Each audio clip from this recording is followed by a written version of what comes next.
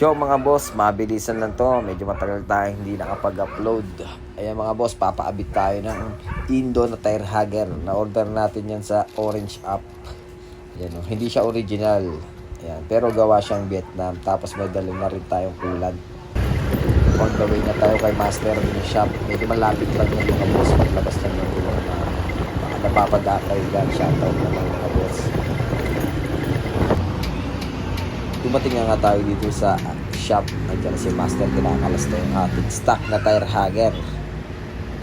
Ayan, nakabit na yung tire hugger natin. Ayan, maporma talaga itong mga boss. Yung in-order ko rin Vario 2020, yung medyo maigsi. Pinasabay ko na rin pala yung throttle body cleaning natin kasi 39k odo na hindi pa nakakatikim ng throttle body. Yan, makikita nyo naman sa video na napakadumi niyan mga boss. Tapos, pinareset ko na rin siya. Ayan, pinareset ko na mga boss para bumalik sa dati yung normal na RPM yung motor natin.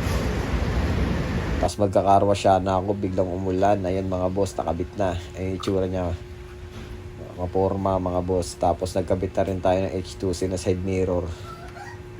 Yan o. Sa mga gustong order dyan, DM nyo lang ako.